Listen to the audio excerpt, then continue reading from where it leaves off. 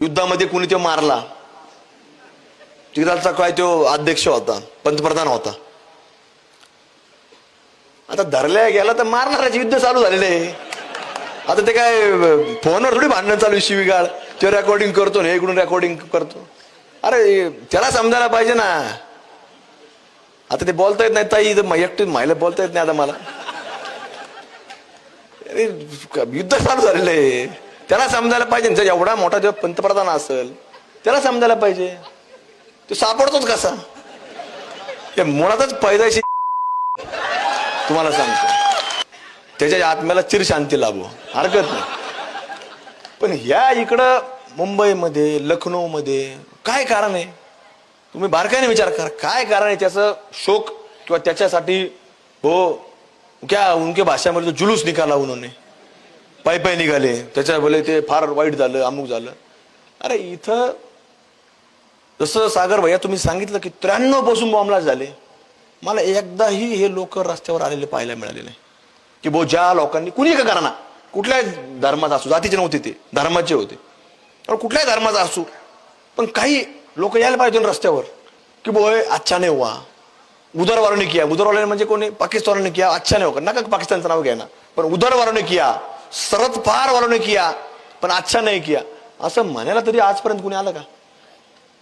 19 February 2000 आपलं 14 February 2019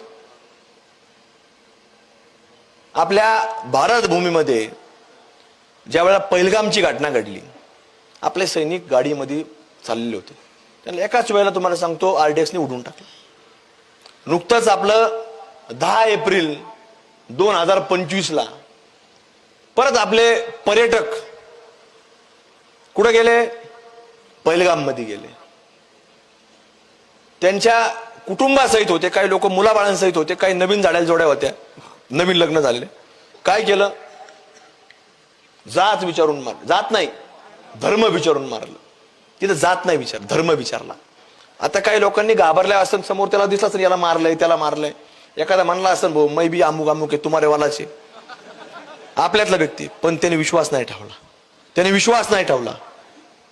तुम्हाला काही व्हिडिओ तुम्ही पाहिले असतील, काही प्रेत, त्याला आपण शहीद म्हणू, त्या लोकांचे कपडे काढलेले होते व्हिडिओमध्ये, म्हणजे त्यांना त्यांनी कपडे काढून तपासलं. हे तर तुम्ही पाहिलं का नाही? त्यांना धर्म विचारून मारलं. त्यावेळेला डिबेट का नाही होत? आणि डिबेट जरी झाला तर काय म्हणतात? खोटं आहे ते. अरे ज्या बाईचं काही मिनिटांपूर्वी, 2 मिनिटापूर्वी, 3 मिनिटापूर्वी ज्या वेळेला कपाळाचं कुकू पुसलंय, ती बाई कसं तिला समजणार आहे का हे असं असं म्हणायचंय? का तिच्यापाशी कुणी गेलं तर आमच्यासारखे की तू असं असं म्हण, धर्म विचारून मार? काय म्हणजे हा एक अत्यंत भारतामध्ये चाललेला, जसं मी सांगितलं की सध्या कळत नाही की आपल्या दुश्मन कोण आहे. जसं पूर्वी कळायचं, हे जाळीदार टोपीवाले, हे बोकडे आपल्याला दिसून यायचे पूर्वी, आता दिसून येत नाही. म्हणजे ह्या लोकांमुळे आपल्याला फार मोठा प्रचंड धोका आहे. ते निर्माण करण्याचं काम करत आहेत व कायदा सुव्यवस्था बिघडण्याचं काम करत आहेत. त्याबद्दल त्यांच्या विरुद्ध गुन्हा दाखल व्हावा याकरता आम्ही आज लष्कर पोलीस स्टेशन इथे आलो आहोत. सभी साथियों को जय भीम, जय भारत, जय संविधान। अस्सलाम वालेकुम। मैं एडवोकेट सुल्तान फतेह अली शाह, युवक प्रदेश अध्यक्ष आजाद समाज पार्टी।